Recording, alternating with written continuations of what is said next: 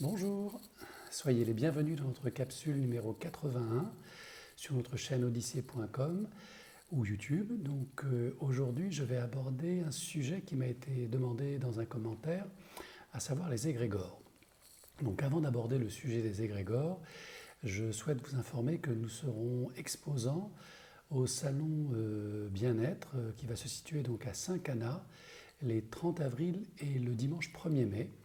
Donc si vous voulez nous rejoindre, nous serons présents et nous ferons des démonstrations de soins Lao-Chi. J'animerai une conférence sur le Lao-Chi. Et vous pouvez vous rendre sur le site donc histoirezen.com pour pouvoir, observer toutes les activités et ateliers qui vous seront proposés, et ainsi que tous les exposants.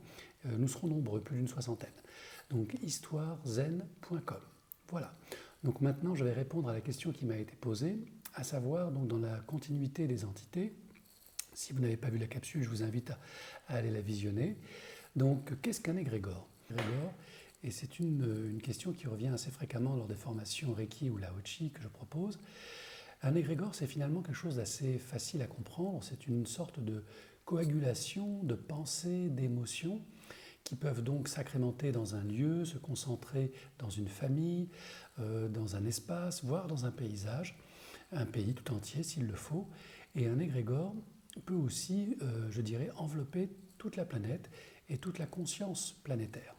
Donc en fait, c'est bien cette agrégation de pensées et d'émotions qu'on appelle égrégore, c'est-à-dire une forme qui finalement finit par avoir sa propre existence, sa propre durée de vie et sa propre logique.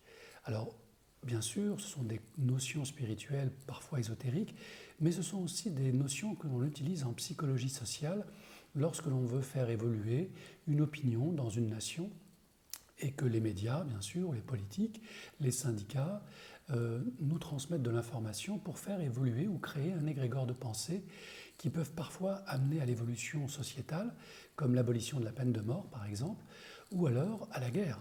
Car un égrégore, bien sûr, n'est ni positif ni négatif, il est au regard de la majorité de personnes qui le nourrissent. Alors pour les sportifs, la notion d'égrégore est assez facile, à percevoir, puisque moi, par exemple, je ne suis pas un très très grand sportif, mais j'ai eu l'occasion d'assister à des grands matchs de rugby, de football dans ma vie. Et j'avoue que, par exemple, une fois, je me suis rendu au Stade de France avec des clients, puisqu'à l'époque j'étais donc ingénieur commercial, et alors que j'étais absolument pas intéressé par le match qui se déroulait sous mes yeux, je me suis senti d'un seul coup emporté par une espèce d'émotion, de fièvre, d'engouement, et donc je me suis mis à hurler avec le public présent, et très surpris de ma réaction, alors qu'en général je suis plutôt, équilibré, plutôt stable. Là, je me suis complètement laissé emporter émotionnellement, et je n'ai pas compris ce qui m'arrivait. Donc il m'a fallu plusieurs années pour découvrir dans le cadre de mon cheminement spirituel que j'avais simplement été, le jouet d'un égrégore, et de l'égrégore de l'équipe de France qui jouait à ce moment-là et qui a gagné d'ailleurs. Et j'ai compris donc que j'avais été totalement hypnotisé, mis en transe par cette équipe de France qui a effectivement très très bien joué. Donc voilà pour l'expérience personnelle.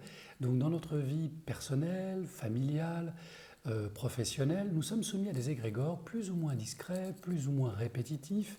Et un jour, on se surprend à penser, à dire des choses, à commettre des actes qui, a priori, semblent très éloignés de notre nature profonde.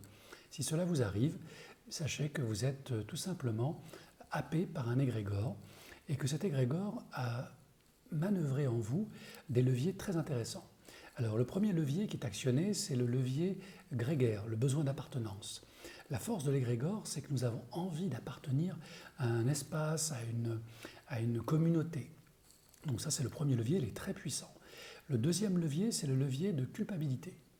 On ne veut pas se sentir rejeté, on ne veut pas éprouver de la culpabilité, donc on va avoir tendance à soutenir une majorité, quelle qu'elle soit, alors même que, l'idéologie ne nous convient pas, mais par cette loyauté d'appartenance à un peuple, à une famille, on va avoir tendance à céder, et donc à se soumettre à l'égrégore. C'est vrai dans la vie privée, c'est vrai dans l'entreprise, c'est vrai à de nombreux niveaux, et que ce soit au niveau politique, sportif, religieux, l'égrégore est plus fort que nous.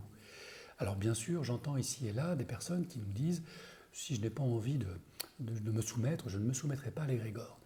Eh bien, c'est plus facile à dire qu'à faire en fait. Car ne pas se soumettre à l'égrégore ambiant, dominant, c'est de fait se mettre en mode retrait. Et risquer, bien sûr, ce qui nous fait le plus peur au monde, le rejet, l'abandon, l'humiliation, le sentiment d'être jugé et d'être rejeté. Donc, on voit bien comment l'égrégore, de manière négative, peut appuyer sur nos blessures. Il existe aussi, et heureusement, des égrégores de nature positive, des égrégores pour la paix, des égrégores, je dirais, familiaux, où l'on a envie de s'aider les uns les autres et de ne plus obéir à une autorité supérieure qui nous empêcherait, par exemple, d'aller voir nos anciens qui sont malades, qui sont isolés et qui souffrent de solitude. Eh bien, malgré l'égrégore ambiant, on peut défier l'autorité et aller voir ses parents, voir ses amis, simplement parce que notre cœur nous guide. Donc ce n'est pas une fatalité de céder à un égrégore négatif, ce n'est pas une obligation non plus de céder à un égrégore positif. Il faut en toute chose garder la mesure. Et cette mesure, bien évidemment, vous l'avez compris, ne dépend pas de notre mental ego. Cette mesure se trouve dans notre cœur, qui sait faire la balance entre ce qui est juste et ce qui est injuste. Un égrégore n'a pas de fonction particulière tant qu'on ne le nourrit pas. Si vous voulez qu'un égrégore cesse d'avoir de la pression et de la force dans votre vie, arrêtez de le nourrir. C'est aussi simple que ça. Ou alors, nourrissez un nouvel égrégore positif, cette fois, qui va venir contrebalancer. Plutôt que de vous battre contre la guerre, et là vous nourrissez cet égrégore de violence avec une autre violence, il est peut-être plus intelligent et plus, je dirais, spirituel de nourrir un égrégore pour la paix. Et ça vous évite d'entrer dans une colère noire, d'être déçu, frustré, tout en élevant votre taux vibratoire. Donc lorsque vous voulez quelque chose dans la vie, je ne saurais vous encourager à nourrir l'égrégore positif qui n'est pas contraire à ce que vous ne voulez pas, mais qui est bien l'expression de ce que vous voulez. Beaucoup de gens autour de moi savent parfaitement ce qu'ils ne veulent pas. Très rares sont les gens qui savent ce qu'ils veulent.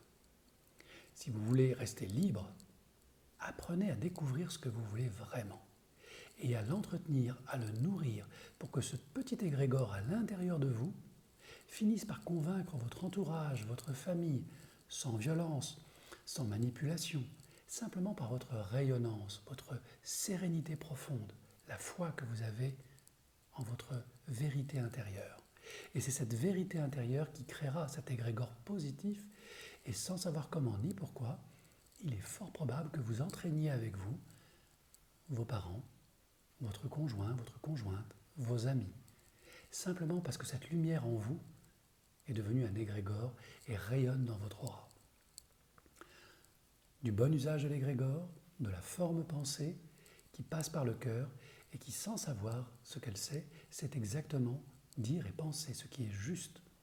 Et c'est un exercice très simple à faire, il suffit de se connecter à son cœur.